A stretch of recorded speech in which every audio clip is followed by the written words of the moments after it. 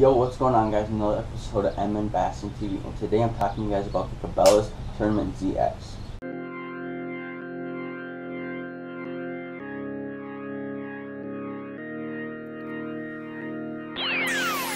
Yo, when I go fishing, it's no kidding. The minute I'm flipping my rig and I'm getting them hits in an instant. This isn't no Hank Parker, Larry Nixon, Roland Martin, Bill Dance, kinda Carolina rigging and pork rind jigging. Man, I got a big one. Hell no, this is much different. Now let me ask you a question. Do you like eels drifting, pen reel spinning, keeper lipping, and creel limits broken? Teasers skipping, bonita hitting, and drag seals smoking, peeling, sizzling, and... So, getting into the rod. Number one being the color on it. The color, it goes from being a white down here to just blank up there, which is, it looks nicer, but there's more to it than just that. The white paint actually adds weight to it, so that's why they didn't paint the rest of the rod, white, because that would have added a lot of unnecessary weight to it that you don't need. But down here, where it's important with the specs, they painted it white, so that way you can read all of these specs perfectly fine. It can be laying on your on the deck of your rod.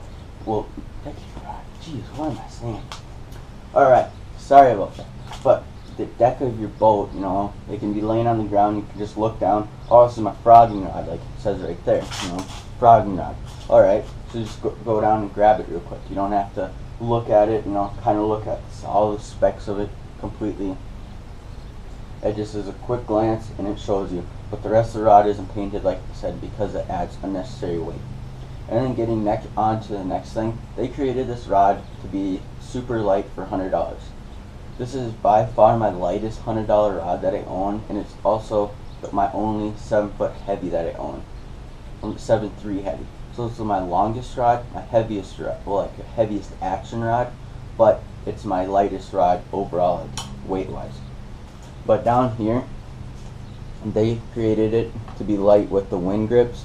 They're light and they're super comfortable. These, I can, fish all day with this rod. I can fish with frog and it not get tiring. Down here, the reel seat and all that, the trigger down here, super comfortable, nice, smooth, doesn't hurt to hold all day. And they also got it so the blanket's showing, so it increases your sensitivity, because I would really like to use this rod when using like a frog or something, but I also like to use it when I'm not using frog. I'm going to be using like a jig on this, because it's like the perfect jigging rod for me. So that's my two things with this. And with the jig, you want that sensitivity, and that increases your sensitivity big time. And then down here, it has this that covers the threads of when you tighten it and loosen it. It covers the threads, so it's not going to have any issues with those threads showing. It also increases the comfortability when fishing this, because your fingers aren't touching threads anymore. They're touching this carbon fiber, which is really, really comfortable. The guides on this rod, the guides are amazing. This is probably one of the worst things I've done all year, but I was out in the kayak, sitting there, free tying something, and the wind was blowing, and it blew me right into a tree without me noticing it. Started paddling out, and the rod, pretty much from here, it's from here on all the way up to the end, except for the tip-top guide.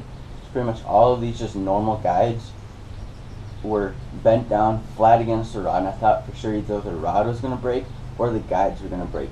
Neither was the case. It was in perfect working condition still. All I had to do was just bend up the guides back the way they were, and it was ready to be fished again. So that was a huge plus for me. That's when I realized that, hey, this rod right here is something special. It's not your normal $100 rod like the other ones are. Now, I say $100 rod because for a beginner angler, $100 rod is about the time when you start really spending money on a rod. You can go out and pay. Alright, so like I was saying, you can go out and pay $40 for a rod, you can go out and pay $60 for a rod. You can go out and pay $100 for a rod, which I highly recommend. Even though it's going to be a little bit more money, you can get a little bit more out of that rod than what you would have if you just bought that $40 rod. Trust me, I've gone down that same road. I bought a $40 rod like this one right here, Daiwa aired. It was a nice rod before, but just once you get like a $100 rod and actually feel the difference, once you go out and buy a $40 rod and feel the difference of a $40 rod to a $100 rod, there's going to be a huge difference to you. You're going to notice that, hey, those $100 rods are going to be performing a lot better. So that's when usually the beginner angler starts to really shell out their money and actually invest pretty good into fishing. And then also, this rod compared to, like, say, the Veritas or the Fenwick Silverhawk, those are my other two $100 rods that I have.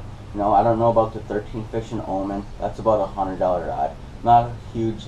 I know my friend has one and it's pretty decent, but you know, I'm not sure. And then like the Ducket Ghost, all those. I just feel like this one's the best one, you know, because it can go on sale so easily. And it's not like it's one of those brands where you break it or something, you have to send it to the company to replace it or something. You can just, this one, you can just go back to Cabelas and replace it, which is so much nicer. But yeah, if you guys are definitely looking to pick up a $100 rod, and you have the money for a $100 rod, pick one of these up. I promise you guys will not be sorry for picking one of these up. You know, don't go out and buy a Veritas. I mean, yeah, they're nice and all, but one of mine, the guide insert fell out of them like right away. So don't pick up those. I wouldn't suggest it, at least. And then also the Fenwick Silverhawk, it's a nice rod, it's just not super sensitive. This one is way more sensitive than that one. But yeah, that's about it for this episode of Bass TV. Thank you guys for watching. You guys are this is what I look forward to, is making these videos and then seeing you guys' reactions. So make sure either to hit that like button down below or comment what you guys thought about the video so I can improve my video for next time for you guys. But yeah, that's about it. Thank you guys for watching. See you next time.